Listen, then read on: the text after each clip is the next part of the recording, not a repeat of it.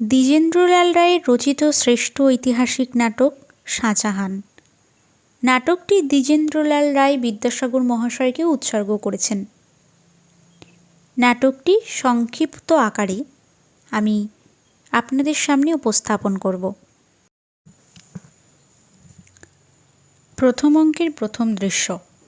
শাহজাহান দারার মুখে সুজার কথা শুনে চিন্তিত হয়েছেন যে সুজা বঙ্গদেশে বিদ্রোহ করেছে বটে, কিন্তু সে এখনও সম্রাট নাম নেয়নি। কিন্তু মুরাদ গুর্জরে সম্রাট নাম নিয়ে বসেছে, আর দাক্ষিণাত্য থেকে ঔরঙ্গজেব তার সঙ্গে যোগ দিয়েছে। এর মধ্যে জাহানারা এসে বলেন, কখনো না এ হতে পারে না। পিতা প্রজা রাজার উপরে খড়গ তুলেছে, সে খড়গ তার নিজের স্কন্ধে পড়ুক।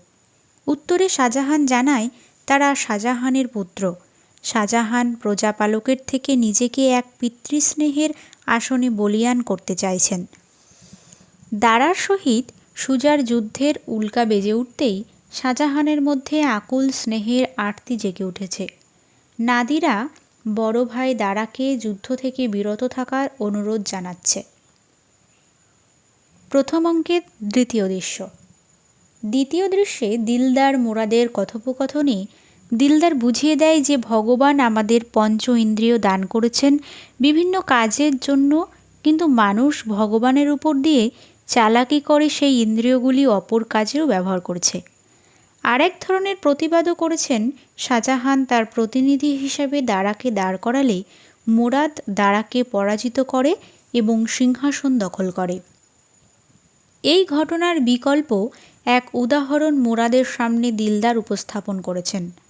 আগে শুনেছি ক্ষমতার জোরে পিতা সন্তানকে ভক্ষণ করে, কিন্তু সময়কালে পুত্র পিতাকে ভক্ষণ করে তিনি একথা কখনো জানেন না। তবে আজ সেটা দেখলেন সচক্ষে। এরপর ঔরঙ্গজেব প্রবেশ করলেন এবং দুই ভাই একে অপরের প্রশংসায় পঞ্চমুখ। প্রথম অঙ্কের তৃতীয় দৃশ্য। তৃতীয় দৃশ্যে পিয়ারা ও সুজার কথোপকথনের মধ্যে দিয়ে উঠে এলো দিল্লির লাড্ডুর গল্প। সমস্ত পশুদের কোনো অঙ্গ দ্বারা তৈরি বেশি বল প্রয়োগ করতে পারে এবং নারীর বল অপাঙ্গে থাকে, সেই প্রসঙ্গ উঠে আসে। এরপর জয়সিংহের মুখে পড়তে পারে সে শাহজাহান মরেনি, এমনকি তিনি সম্রাটের দস্তখতিপত্র তাকে দিলেন, যেখানে লেখা রয়েছে সুজা যদি বঙ্গদেশে ফিরে যান তাহলে তিনি তাকে এই সুবা থেকে চ্যুত করবেন না।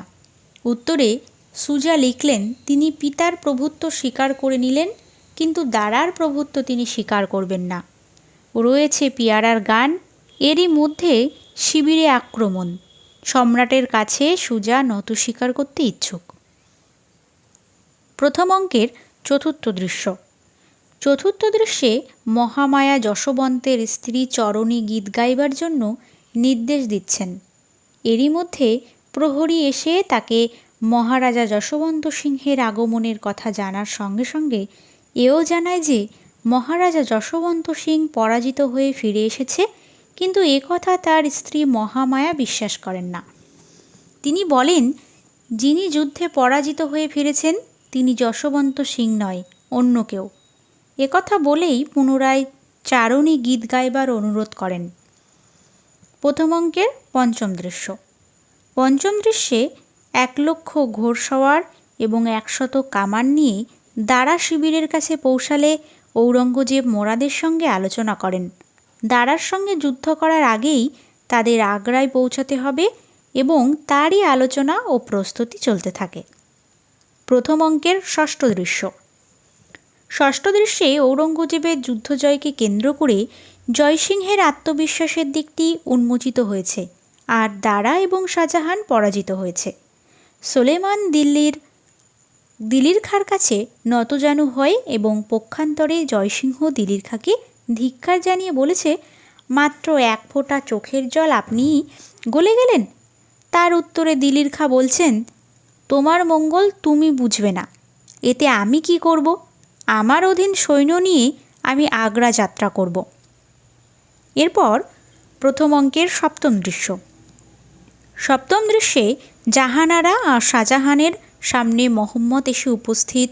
জাহানারা রক্ষীদের আদেশ করে তাকে বন্দি করার জন্য, কিন্তু মোহাম্মদ আদেশ করতেই 10 জন রক্ষী উপস্থিত হয় দুর্গে শাহজাহানকে বন্দি বানাবার জন্য। শাহজাহান তাকে ভারতবর্ষের সম্রাটের মুকুট পরাতে রাজি হলেও মোহাম্মদ তার পিতৃ আজ্ঞার অবাধ্য হবেন না, জানিয়ে দিলেন। এ দৃশ্যে শাহজাহানের আক্ষেপের ঘনঘটা। শাহজাহানের পুত্র ঔরঙ্গজেব আজ সম্রাটের মুকুটের জন্য পিতাকে বন্দি করতে চাইছে, আর তার পুত্র মোহাম্মদ পিতৃ আজ্ঞা পালনে গুরুত্ব দিয়ে সম্রাটের স্বর্ণ মুকুটকে অবহেলায় পরিত্যাগ করছে। দ্বিতীয় অঙ্কের প্রথম দৃশ্য। দ্বিতীয় অঙ্কের প্রথম দৃশ্যে দিলদার মুরাদ ও ঔরঙ্গজেবের কথোপকথন, যেখানে ঔরঙ্গজেব দিলদারের প্রতি সন্দিহান হলেও দিলদার বিদূষকের ভূমিকায় বেশ আনন্দ প্রদান করেছে। দৃশ্যের শেষ মুহূর্তে দেখা যায় ঔরঙ্গজেবের নির্দেশে প্রহরী দ্বারা মুরাদ বন্দী হন, আর ঈশ্বরের প্রতি তার অনুশোচনা। আমার হাত ধরে কোথায় নিয়ে যাচ্ছ খোদা? আমি ও সিংহাসন চাইনি, তুমি আমার হাত ধরে ও সিংহাসনে বসালে কেন, তুমি জানো। দ্বিতীয় অঙ্কের দ্বিতীয় দৃশ্য। দ্বিতীয় অঙ্কের দ্বিতীয় দৃশ্যে শাহজাহানের উক্তি, সূর্য উঠেছে যেমন সেই প্রথম দিন উঠেছিল, সেই রকম উজ্জ্বল রক্তবর্ণ। আকাশ তেমনই নীল, ওই যমুনা তেমনি ক্রিয়াময়ী কলস্বরা। যমুনার পরপারে বৃক্ষরাজি তেমনি পত্রশ্যাম। পুষ্প উজ্জ্বল, যেমন আমি আশৈশব দেখে এসেছি, সবই সেই, কেবল আমিই বদলেছি। গাঢ় স্বরে আমি আজ আমার পুত্রে হস্তে বন্দী, নারীর মতো অসহায়, শিশুর মতো দুর্বল। এরপর জাহানারা তীব্র ভৎসনা করে বলে যে ছেলে নিজের পিতাকে সিংহাসনের লোভে বন্দি বানাতে পারে, সে আর কি না করতে পারে। দৃশ্যের শেষের দিকে শাহজাহানের সূর্যের প্রতি আরতি, তিনি যেন আকাশের উপরে না থেকে নিচে নেমে আসেন এবং তীব্র প্রলয় সৃষ্টি করেন। দ্বিতীয় অঙ্কের তৃতীয় দৃশ্য। দ্বিতীয় অঙ্কের তৃতীয় দৃশ্যে দেখা গিয়েছে দারার সঙ্গে নাদিরা ও সিপার কথোপকথন, যেখানে ঈশ্বরের অস্তিত্বকে তারা স্বীকার করেনি, সৃষ্টিকর্তার প্রতি তাদের অসংখ্য ধন্যবাদ জ্ঞাপন করছেন। দৃশ্যে আরও রয়েছে জহরকে দ্বারা মৃত বলে মানতে শুরু। জহরত নিজেই বলে উঠেছে, বাবা, দ্বারা গোরক্ষক ও গোরক্ষক রমণীকে প্রশ্ন করেছে, তোমরা কে? তোমরা কি ঈশ্বর প্রেরিত দেবতা? উত্তরে গোরক্ষক বলেছেন তিনি একজন রাখাল, আর উনার সঙ্গে উনার স্ত্রী দ্বারাকে গোরক্ষক বলছেন তারা কি শুধুমাত্র শয়তানি দেখেছে, মানুষ দেখেননি। দ্বিতীয় অঙ্কের চতুর্থ দৃশ্য। এই চতুর্থ দৃশ্যে দেখা গেল বিদ্যাপতির গান পিয়ারার কণ্ঠে, সুখেরে লাগিয়া এ ঘর বাঁধিনু অনলে পুড়িয়া গেল। চলল পিয়ারার একের পর এক গান। সুজা পিয়ারার গানেই বারবার কথা বলে বাধা সৃষ্টি করলে পিয়ারা অপ্রস্তুত হয়ে পড়ে। এরপর সুজা পিয়ারাকে জানায় যে তার বিশ্বাস যে তার পিতা মৃত, আর দ্বারা তার বাবার হস্তক্ষত নকল করে এনেছে, আর আগ্রা ছেড়ে পালিয়েছে, আর ঔরঙ্গজেব বিজয়ের গর্বে আগ্রায় প্রবেশ করেছে। সুজা এ কথা জানায় মোহাম্মদ তার কন্যাকে বিবাহ করতে চায়, কিন্তু এখন সে বিবাহ করতে চাইছেন, কারণ পিতৃশত্রুর কন্যাকে সে বিয়ে করতে চাইছেন না। দ্বিতীয় অঙ্কের পঞ্চম দৃশ্য। শাহজাহান বন্দী হওয়ার পর কে এই সিংহাসনে বসবেন তা নিয়ে মতবিরোধ। প্রার্থী হিসাবে উঠে আসে 4 জনের নাম। সিংহাসনে বসে ঈশ্বরের উদ্দেশ্যে বলছেন ঈশ্বরের অস্তিত্ব রয়েছে, তাই ঈশ্বর শয়তানের পক্ষ কখনো নিতে চাইবেন না। একথা শুনেই জাহানারা তীব্র ধিক্কার, স্তব্ধ হও ভণ্ড, খোদার পবিত্র নাম তোমার জিহবায় উচ্চারণ করো না, রয়েছে তার অভিশাপ, জিহবা পুড়ে যাবে তোমার। একথা বলতেই ঔরঙ্গজেবের নির্দেশে এই পাগলিনী নারীকে এ দরবার থেকে সরিয়ে নিয়ে যাও। জাহানারার মুখে শোনা যায়, মানুষের যা কিছু উচ্চ প্রবৃত্তি সব ভেসে গিয়েছে, এখন নিজ স্বার্থ সিদ্ধিরই কি মানুষের ধর্মনীতি? শেষের মুহূর্তে ঔরঙ্গজেব পিতার কাছে নতজানু হয়ে ক্ষমা প্রার্থনা করে বলে যে দারার হাত থেকে সাম্রাজ্যকে শৃঙ্খলাবদ্ধ করে তবে সে রাজমুকুট যে কারো হাতে অর্পণ করে তিনি মক্কায় যেতে চান, এবং জাহানারাকেও এটাই বলেছেন, তোমরা যাকে বলবে আমি তার হাতে রাজমুকুট তুলে দিতে চাই। তৃতীয় অঙ্কের প্রথম দৃশ্য। তৃতীয় অঙ্কের প্রথম দৃশ্যে দেখা গেল ঔরঙ্গজেব ও যশোবন্ত সিংহের কথোপকথন। এখানে যশোবন্তের অভিপ্রায় ঔরঙ্গজেব জানতে চাইলে যশোবন্ত সিংহ জানান রাজপুত জাতি কখনো বিশ্বাসঘাতকতা করে না। এছাড়া ঔরঙ্গজেবকে তিনি সাবধান করে দেয়, এই রাজপুত জাতিকে ক্ষিপ্ত করবেন না, বন্ধুত্বে রাজপুতের মতো মিত্র আর কেউ নেই। দৃশ্যের শেষের দিকে মিরজুমলা ঔরঙ্গজেব সম্পর্কে বলেছেন, ভাইয়ে ভাইয়ে বিবাদ কি অস্বাভাবিক, কি ভয়ঙ্কর। এরপর দিলদারের মুখে এক প্রশ্ন উঠে এসেছে যে, আমি এইটে কোন রকমেই বুঝতে পারি না যে শত্রুতা বাড়াবার জন্য মানুষ এতগুলি ধর্মের সৃষ্টি করেছিল, যখন ঘরে এত বড় শত্রু, কারণ ভাইয়ের মতো শত্রু আর কেউ নয়। তিনি একথাও বলেছেন, হিন্দু মুসলমান দুটি ধর্মের মধ্যে মতপার্থক্য থাকা সত্ত্বেও হিন্দুরা মুসলমানদের অধীনে একরকম সুখে আছে বলতে হবে, কিন্তু এক ভাইয়ের প্রভুত্ব অপর ভাই স্বীকার করতে চাইছে না। তৃতীয় অঙ্কের দ্বিতীয় দৃশ্য। তৃতীয় অঙ্কের দ্বিতীয় দৃশ্যে পিয়ারা আর সুজার সঙ্গে কথোপকথনে জানা গেল যে পিয়ারা একটি গান গাইছেন এবং হাতে একটি মালা। গান গাইতে গাইতে মালাটি সুজার গলায় পরিয়ে দেন, কিন্তু সুজা প্রশ্ন করেন তিনি যুদ্ধে জয়লাভ করেননি, তবে তাকে কেন বড়মাল্য দান করলেন? উত্তরে পিয়ারার মধ্যে দেখা গেল প্রেম নিবেদনের আরতি। আমি সারা সকালটি বসে বসে এই সাথের মালাটি গেঁথেছি, আমি পরাবো বলিয়ে তোমারে গলায় মালাটি আমার গেঁথেছি। দৃশ্যের শেষের দিকে দেখা গেল সুজার প্রিয়ার রূপ গুণের প্রশংসা করে তিনি বলছেন, পিয়ারা, ঈশ্বর তোমাকে তৈরি করেছিলেন কেন? ওই রূপ, ওই রসিকতা, ওই সঙ্গীত, এমন একটা ব্যাপার ঈশ্বর এই কঠিন মর্তভূমে তৈরি করেছিলেন কেন কেন? পিয়ারা তার প্রত্যুত্তরে জানায়, তোমারই জন্য প্রিয়তম। তৃতীয় অঙ্কের তৃতীয় দৃশ্য। তৃতীয় দৃশ্যে দারার সঙ্গে নাদিরার কথোপকথনে উঠে এলো এক প্রশ্ন, আবার ঔরঙ্গজেব যুদ্ধ করবে? দারা ঔরঙ্গজেবের প্রভুত্ব স্বীকার করে নেবেন না যতক্ষণ দারার দেহে প্রাণ আছে। এই কথার পর নাদিরা মাথা হেঁট করলেন, কারণ জানতে চাইল দারা এবং নাদিরাকে প্রশ্ন করলেন, আমার এ সংকল্প তোমার পছন্দ হচ্ছে না? উত্তরে নাদিরা জানায়, নিত্য এ আতঙ্কে, এই প্রয়াস, এই পলায়ন কেন? এছাড়াও দারার রুগ্ন চেহারার বর্ণনা দিতেই নাদিরার দারার কটূক্তির সম্মুখীন হয়। তোমাদের জাতির স্বভাব, তোমাদের কি? তোমরা কেবল অনুযোগ করতে পারো, তোমরা আমাদের সুখে বিঘ্ন, দুঃখে বোঝা। এরপরই সিপারের প্রবেশ। সিপার মাকে সান্ত্বনা দেওয়ার জন্য মায়ের গলদেশ হাত দিয়ে নিজের কাছে টেনে নিয়ে দারা যে কটূক্তি করেছিলেন নাদিরার উদ্দেশ্যে, তার জন্য তিনি ক্ষমা চাইলেন নাদিরার কাছে। দৃশ্যের শেষে জহরতুন্নিসার আক্ষেপ, এত তুচ্ছ, অসার, অকর্মণ্য বলে নিজেকে মনে করছেন এবং নারী জাতিকে অধম বলে নিজের কিছু না করার ব্যর্থতাকে তিরস্কার জানাচ্ছেন। এরপর তৃতীয় অঙ্কের চতুর্থ দৃশ্য। দৃশ্যপট ছিল মহারাজা পৃথ্বী সিংহের প্রাসোদ্যান।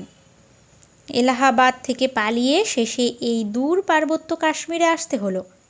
পিতার সাহায্যে বেরিয়েছিলাম, নিষ্ফল হয়েছি।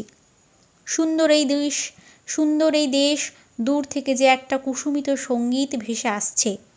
দুইজন নারীর উপস্থিতি। প্রথমজন প্রশ্ন করলেন, সুন্দর যুবা কে আপনি? সোলেমান পরিচয় দিলেন, আমি দারা সেকুর পুত্র। দুইজন নারী যখন তাদের রূপ যৌবনের কথাকে ব্যবসায়ী দৃষ্টিভঙ্গিতে সোলেমানের সামনে উপস্থাপন করলেন, তখন সোলেমান তাদের ধারণাটাকে বদলে দিল। মা বলে সম্বোধন করে বোঝালেন তাদের যে রূপ যৌবনকে ব্যবসায়ী দৃষ্টিভঙ্গিতে দেখালেন সেখানে কোনো ভালোবাসার অস্তিত্ব থাকে না। কিন্তু পৃথ্বীরাজ সিংহ সেখানে উপস্থিত হলে সোলেমানের সহিত তার প্রেমোদ্যানের নর্তকীর কথা বলতে গেলে মহারাজা তাকে ভুল বোঝেন।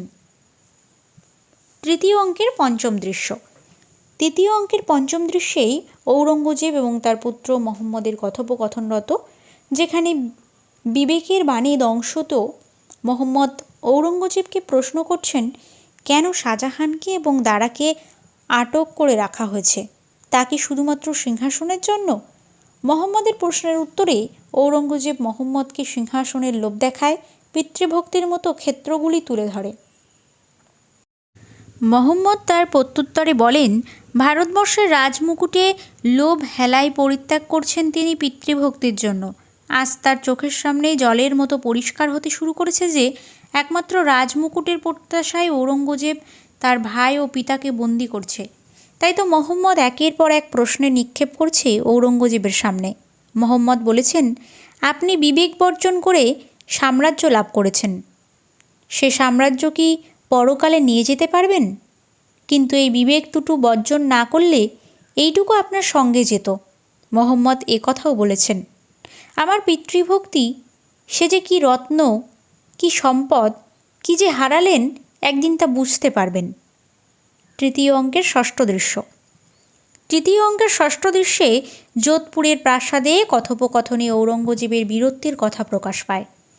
দারার জন্য তার মন আপ্লুত কেন এবং দারা তার কে হন, প্রতিহিংসা পরায়ণ জয়সিংহ যশবন্ত সিংহের কাছে এই প্রশ্ন উত্থাপন করেন। উত্তরে যশবন্ত সিংহ জানান, ঔরঙ্গজেব ও দারা উভয়েই মুসলমান। আবার জয়সিংহ জানতে চান, ঔরঙ্গজেব বা দারার জয়লাভে তার কী লাভ হবে। একথা শুনে যশবন্ত তার উত্তরে জানান, আসুন আমরা দেশের জন্য যুদ্ধ করি। মেবারের রানা রাজসিংহ, বিকানিরের মহারাজা আপনি আর আমি যদি মিলিত হই, তবে এই তিনজনের মুঘল সাম্রাজ্য ফুৎকারে উড়িয়ে দিতে পারি। আসুন। আবার জয়সিংহ যখন জানতে চাইলেন পরবর্তী সম্রাট কে হবেন, যশবন্ত জবাব দেন, রানা রাজসিংহ। উত্তর শুনে জয়সিংহ তার মতামত ব্যক্ত করেন, আমি ঔরঙ্গজেবের প্রভুত্ব মানতে পারি, কিন্তু রাজসিংহের প্রভুত্ব স্বীকার করতে পারি না। পরবর্তী মতামত ব্যক্ত করেন তিনি এভাবে, সংসার আমার এটা একটা হাট, যেখানে কম দামে বেশি পাবো সেইখানে যাব। ঔরঙ্গজেব কম দামে বেশি দিচ্ছে, এই ধ্রুব সম্পদ ত্যাগ করে অনিশ্চিতের মধ্যে যেতে চায় না। এরপর মহামায়ার আবির্ভাব এবং তিনি গেয়ে উঠলেন দ্বিজেন্দ্রলাল রায়ের সেই বিখ্যাত গান, ধন ও ধান্যে পুষ্প ভরা আমাদের এই বসুন্ধরা। তাহার মাঝে আছে দেশ এক সকল দেশের সেরা, ও সে স্বপ্ন দিয়ে তৈরি সে দেশ স্মৃতি দিয়ে ঘেরা। চতুর্থ অঙ্ক প্রথম দৃশ্য। চতুর্থ অঙ্কের প্রথম দৃশ্যে পিয়ারার গান দিয়ে শুরু এবং সুজা পিয়ারাকে বলছে যে দারা এবং ঔরঙ্গজেবের মধ্যে যে যুদ্ধ হয়েছিল সে যুদ্ধের ঔরঙ্গজেব জয়লাভ করেছে। আরও বলছেন, বৃদ্ধ শ্বশুর জামাই এক যুদ্ধে হেরে গেলেন এবং তার প্রত্যুত্তরে পিয়ারাও সায় দিল এবং দুজনে তাদের কথোপকথন এগিয়ে নিয়ে যেতে থাকলেন। এরই মধ্যে এক বাদীর প্রবেশ। বাদী বললেন, এক ফকির দেখা করতে চায় জাহাপনা। পিয়ারা বললেন, সেই দাড়িওয়ালা? লোকটি আর কেউ নয়, সে হলেন দিলদার। দিলদার এসেছেন এক পত্র নিয়ে। দিলদার এলে সুজা যৌবনদীপ্ত চেহারায় ধোকা খেয়ে যায় এবং তাকে মোহাম্মদ অর্থাৎ ছেলে মনে করে। দৃশ্যের শেষ মুহূর্তে এসে তার ভ্রম দূর হয়। চতুর্থ অঙ্কের দ্বিতীয় দৃশ্য। চতুর্থ অঙ্কের দ্বিতীয় দৃশ্যে দেখা গেল জহরত সিপারকে বলছে, আমরা এই রকমের বন্য জন্তুর মতো বন হতে বনান্তরে প্রতারিত, হত্যাকারীর মতো এক গহ্বর থেকে পালিয়ে আর এক গহ্বরে গিয়ে মাথা লুকোচ্ছি। পথের ভিখারির মতো এক গৃহস্থের দ্বারে পদাহত হয়ে আর এক গৃহস্থের দ্বারে মুষ্টি ভিক্ষা কুড়িয়ে বেড়াচ্ছি। সিপার উত্তরে বলছে, উপায় কি? সেখানেও জহরত বলছে সে পুরুষ হওয়ায় তার কিছু করণীয় নেই। এরপর নিজের মতো মত পোষণ করে তিনি বলেন, আমি যদি পুরুষ হতেম, ছোড়া নিয়ে গিয়ে দস্যু ঔরঙ্গজেবের বুকে বসিয়ে দিতাম। উত্তরে সিপার বলছেন, তিনি যুদ্ধ করতে ভয় পান না, তিনি প্রাণ দিতে জানেন, কিন্তু কারো প্রাণ নিতে পারবেন না। চতুর্থ অঙ্কের তৃতীয় দৃশ্য। চতুর্থ অঙ্কের তৃতীয় দৃশ্যে মঞ্চে এসেছে সিপার, জহরত ও নাদিরা। নাদিরা মৃত্যুশয্যায়, তার দুপাশে তার দুই সন্তান। মৃত্যুকালে দারা নাদিরার কাছে ক্ষমা চেয়ে নিলেন। এরপর অকস্মাৎ নাদিরার মৃত্যু ঘটল। নাদিরার মৃত্যুস্তব্ধতা দূর করতে জিহন খা তার সৈনিক সহ প্রবেশ করেই দারাকে বন্দি করতে উদ্যত হলেই সিপার এক লাফে দেওয়াল থেকে তরবারি উঁচু করে বলে উঠল, কার এত বড় সাধ্য তার পিতাকে বন্দি করে? তৎক্ষণাৎ দারা সিপারকে বলে, সিপার, তরবারি রাখো, এ বড় পবিত্র মুহূর্ত, এ মহাপূর্ণ তীর্থ। এখনও নাদিরার আত্মা এখানে পক্ষ গুটিয়ে রয়েছে। দারা জিনুন খাঁকে দৃশ্যের শেষ মুহূর্তে অনুরোধ জানাচ্ছেন তার পত্নী শবদেহ যেন লাহোরে পাঠিয়ে তাদের পরিবারের কবরভূমিতে তাকে গোর দেওয়া হয়, এবং জিহন খাঁ তার কাছ প্রতিশ্রুতি নিয়ে নাদিরার মৃতদেহের সামনে একবার নতজানু হয়ে বসে সিপারের কান্না থামিয়ে দিয়ে এক নিস্তব্ধ পরিবেশের মধ্য দিয়ে ঔরঙ্গজেবকে পাঠান দূত জিহন খাঁ ও সকলের সঙ্গে চললেন। চতুর্থ অঙ্ক, চতুর্থ দৃশ্য।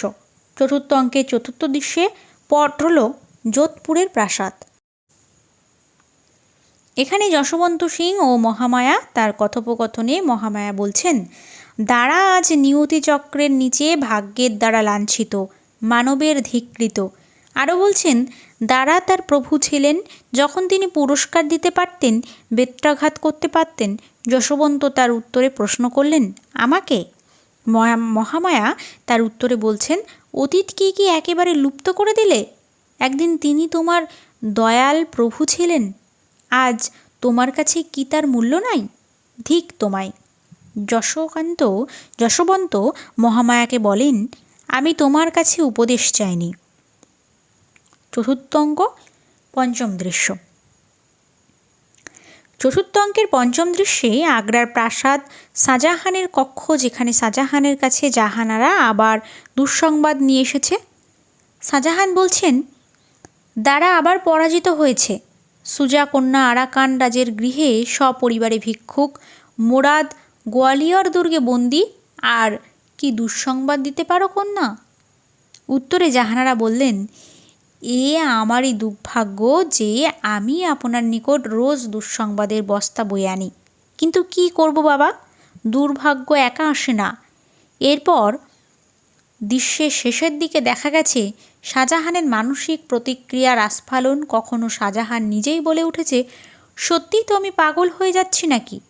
আবার ঈশ্বরকে উদ্দেশ্য করে বলছেন, এই শীর্ণ দুর্বল জরাজীর্ণ নেহাতি অসহায় শাহজাহানকে ঈশ্বর, তোমার দয়া হচ্ছে না? পুত্র পিতাকে বন্দি করে রেখেছে, যে পুত্র তার পিতার ভয়ে একদিন কাঁপত। এতখানি অবিচার, এতখানি অত্যাচার, এতখানি অস্বাভাবিক ব্যাপার, এতখানি তোমার নিয়মে সইতে পাচ্ছে? আমি এমন কি পাপ করেছিলাম খোদা, যে আমার নিজের পুত্র? দৃশ্যের একেবারে শেষে জাহানারাকে শাহজাহানের আশীর্বাদ, তোকে আশীর্বাদ করি যেন তোর পুত্র না হয়, শত্রুও যেন পুত্র না হয়।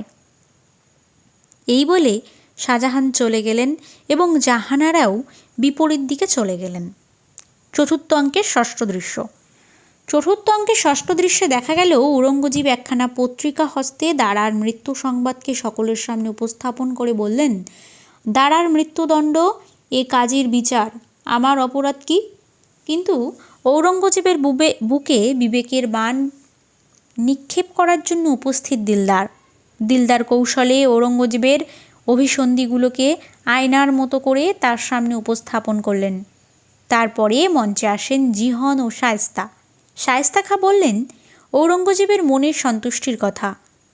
জাহাপনা, একটা মহা বিপদকে ঘাড়ে করে সমস্ত জীবন রাজ্য শাসন করতে হবে।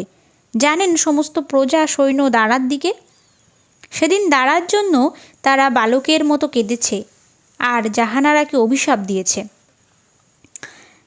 দৃশ্যের শেষের দিকে জিহন ঔরঙ্গজেবের কাছে প্রতিজ্ঞাবদ্ধ হয়েছেন, আজ রাত্রেই দারার ছিন্ন মস্ত্র জাহাপনাকে এনে দেখব। বাহিরে আমার অশ্ব প্রস্তুত। প্রত্যুত্তরে ঔরঙ্গজেব বলেছেন, ঔরঙ্গজেব তার মনের ইচ্ছে পূরণ হচ্ছে এবং সিংহাসনে কোনো প্রতিদ্বন্দ্বী থাকছে না, এটা ভেবে মনে তৃপ্তি পাচ্ছেন। চতুর্থ অঙ্কের সপ্তম দৃশ্য। চতুর্থ অঙ্কের সপ্তম দৃশ্যে দিলদার দারার সহিত দেখা করতে এসেছে। সম্রাট বলে যখন সম্বোধন করছেন, তখন প্রত্যুত্তরে দারা আমাকে বলছেন, আমাকে ব্যঙ্গ করছো? কি দাঁড়া দেখতে পেল দিলদারের চোখে জল পড়ছে। দাঁড়া মৃত্যুদণ্ডের আদেশ দিয়ে জিহন খাঁয়ের প্রবেশ। আজ রাতেই তার ছিন্নমুণ্ড সম্রাট ঔরঙ্গজেবের দরবারে হাজির করবার নির্দেশ রয়েছে। প্রত্যুত্তরে দাঁড়ার ভেতর এক অদ্ভুত আক্ষেপ। ঔরঙ্গজেব তার প্রকাণ্ড সাম্রাজ্যের নিঃশ্বাস ফেলবার জন্য আমাকে 8 কাঠা জমিও দিতে পারেন না। আমি এই অধম কুঁড়ে ঘরে আছি, গায়ে এই ছেঁড়া ময়লা কাপড়, খাদ্য ধান 2 পোড়া রুটি, তাও সে দিতে পারেন না। দৃশ্যের শেষের দিকে দেখা পুত্র সিপারের আর্তনাদ আর দাঁড়ার এক অদ্ভুত পিতৃসত্তা বাৎসল্য পুত্রের প্রতি। সে এরপর পুত্রকে শেষবারে আলিঙ্গন করে ঘাতকদের এক করুণ মর্মান্তিক দৃশ্যপাট ঈশ্বরের সম্মুখে কষাঘাতের দৃষ্টিতে চলে গেলেন। দৃশ্যের একেবারে অন্তিমে জিহনের বক্তব্য, দাও মুন্ড, আমায় দাও, আমি সম্রাটের কাছে নিয়ে যাই। পঞ্চম অঙ্কের প্রথম দৃশ্য। পঞ্চম অঙ্কের প্রথম দৃশ্যে দেখা গেল ময়ূর সিংহাসনী ঔরঙ্গজেব, সম্মুখে মীর জুমলা, শায়েস্তা খাঁ, যশবন্ত সিংহ, জয়সিংহ ও দিলির খাঁ। ঔরঙ্গজেবের প্রথম বক্তব্য, আমি প্রতিজ্ঞা মতো মহারাজকে গুজ্জর প্রদেশ দিয়েছি। যশবন্ত সিংহ তার প্রত্যুত্তরে বলেন, আমি তার বিনিময়ে জাহাপনাকে আমার সেনা সাহায্য স্বেচ্ছায় দিতে এসেছে। এই দৃশ্যে আর দেখা গেছে ঔরঙ্গজেব ও সোলেমানের কথোপকথনে উঠে এসেছে এক তীব্র সত্য। ঔরঙ্গজেবকে মনে করিয়ে দিয়েছে এই সমস্ত যে দাদা তার ছোটবেলায় খেলার সঙ্গী, যৌবনে একজন বন্ধুর মতো, সেই দাদাকে তিনি হত্যার নির্দেশ দিয়েছেন শুধুমাত্র এই কারণে যে দাদাকে সমস্ত প্রজারা ভালোবাসে, সম্মান করে। সোলেমানের উচিত বক্তব্য, প্রতিবাদ সত্তাকে বাকরুদ্ধ করতে ঔরঙ্গজেব সোলেমানকে গ্রেপ্তার করার নির্দেশ দেন। দৃশ্যের শেষ পটে বালক বেশিনী জহরাতুন্নিসার প্রবেশ। ঔরঙ্গজেবের উদ্দেশ্যে তীব্র কটাক্ষ, আল্লাহর নাম করো ঔরঙ্গজেব। সোলেমান তৎক্ষণাৎ তার হাত ধরিলেন এবং জহরাত তক্ষুনি বলে উঠলেন, ছেড়ে দাও, কে তুমি? পাপ আত্মাকে আমি বধ করব, ছেড়ে দাও, ছেড়ে দাও। সোলেমান জহরাত ক্ষান্ত হওয়ার অনুরোধ জানায় এবং বলেন, হত্যার প্রতিশোধ হত্যা নয়, পাপে পুণ্যের প্রতিষ্ঠা হয় না। আমি যদি পারতাম তাহলে যুদ্ধের শিরচ্ছেদ করতাম, কি মহাপাপ। কিন্তু জহরাত প্রত্যুত্তরে বলছেন, ভীরু সব পিতার কুলাঙ্গার পুত্রগণ, চলে যাও, আমি আমার পিতার বধের প্রতিশোধ নেব। ছেড়ে দাও, কি ভণ্ড, দস্যু, ঘাতক। কিন্তু ঔরঙ্গজেব বললেন, আমি তোমায় বধ করব না। শায়েস্তা খাঁকে নির্দেশ দিলেন সোলেমানকে গোয়ালিয়র দুর্গে নিয়ে যাওয়ার, আর দাঁড়ার কন্যাকে তার পিতার নিকট অর্থাৎ শাহজাহানের নিকট আগ্রার প্রাসাদে নিয়ে যাও। পঞ্চম অঙ্কের দ্বিতীয় দৃশ্য। পঞ্চম অঙ্কের দ্বিতীয় দৃশ্যে আরাকান রাজপ্রাসাদ, সুজা ও পিয়ারার কথোপকথন। দুজনের কথোপকথনে উঠে এলো এক সত্য, যে সত্য দুজনকেই চরম আঘাত এনেছে। ঔরঙ্গজেবের নির্দেশ, যদি আরাকানে তার বসবাস করে তবে পিয়ারা আর ঔরঙ্গজেবকে দিয়ে দিতে হবে। বিনিময়ে সুজা আরাকানে বসবাস করতে পারবে। কিন্তু পিয়ারা এই কথা শুনে সুজাকে যখন বললেন তবে তাই হোক, কিন্তু সুজা কিছুতেই মেনে নিতে পারেন না। সুজা বললেন, তুমি আমার কে জানো? পিয়ারাকে জানতে চাইলে তিনি বললেন, তুমি আমার রাজ্য, সম্পদ, সর্বস্ব, ইহকাল পরকাল। আমি রাজ্য হারিয়েছি কি এতদিন তার অভাব অনুভব করিনি, আজ করলাম। দৃশ্যের শেষের দিকে দুজন সিদ্ধান্ত নেয় তারা যুদ্ধ করতে করতে মৃত্যুকে আলিঙ্গন করবেন, তবু ঔরঙ্গজেবের শর্তে রাজি হবেন না, কারণ সুজা পিয়ারাকে নিয়ে মরার ইচ্ছা প্রকাশ করছেন। কিন্তু পিয়ারাকে বিনা তিনি বাঁচতে পারবেন না। এই আজকের রাতই হবে তাদের কাছে শেষ। তাই দুজনকে একসঙ্গে বীরের মতো মৃত্যুবরণ করবেন, সেই আনন্দেই আজ পিয়ারাকে মনের আনন্দে গাইতে বললেন।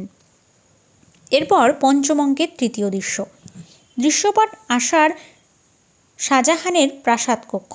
বাইরের বজ্রপাত সহ বৃষ্টিপাত, শাহজাহান ও জহরতের কথোপকথন চলছে।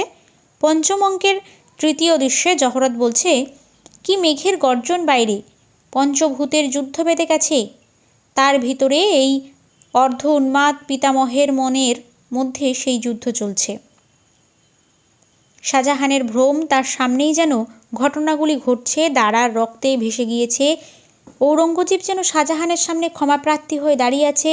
শাহজাহান ঔরঙ্গজেবের উদ্দেশ্যে বলছে, আমি তোকে কখনোই ক্ষমা করব না। পাপাত্তা, নিজের ভাইকে হত্যা করেছিস তুই সিংহাসনের লোভে।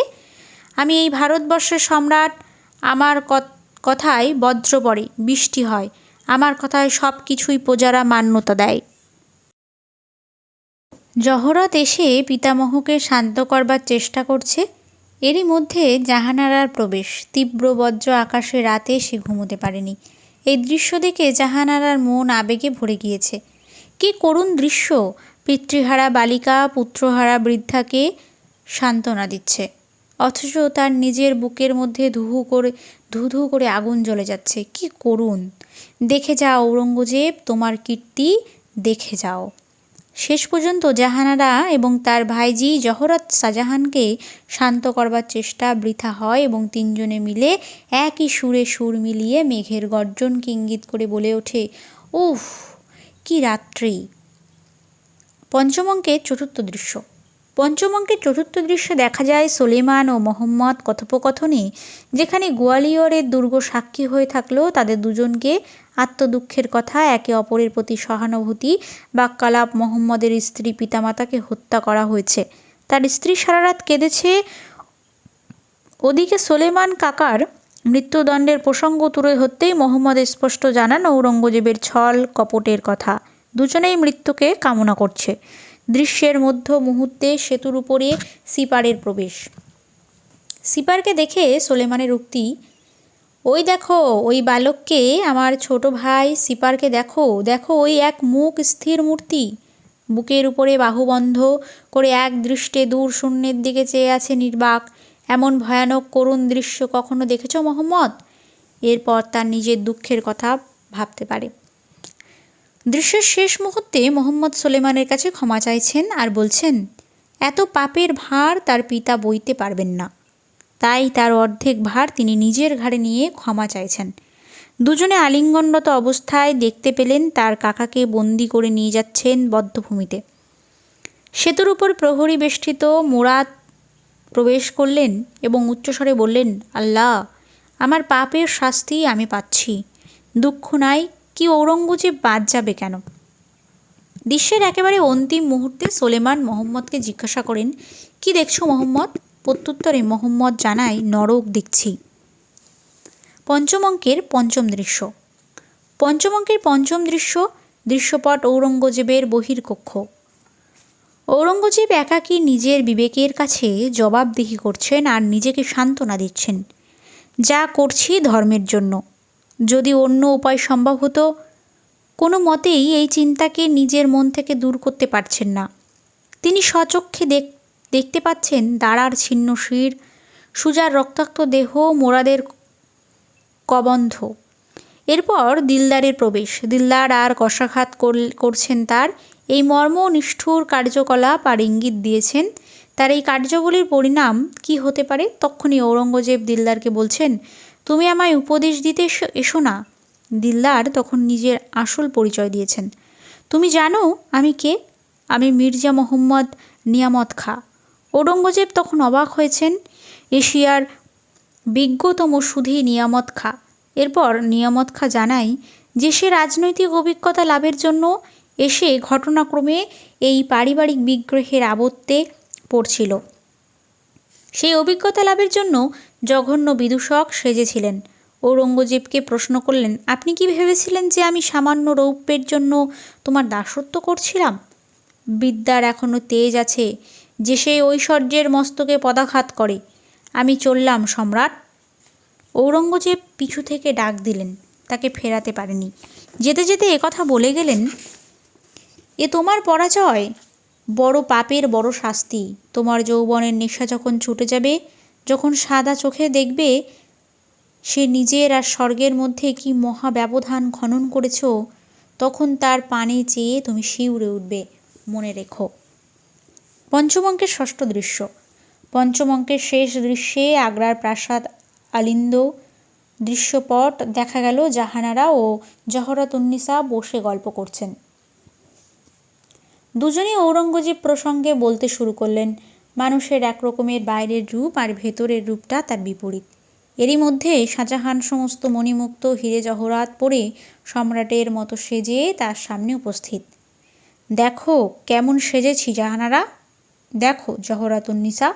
ঔরঙ্গজেব এ সমস্ত রত্ন সব পাছে চুরি করে নেয়, তাই আমি পরে পরে বেড়াচ্ছি। কেমন দেখাচ্ছে?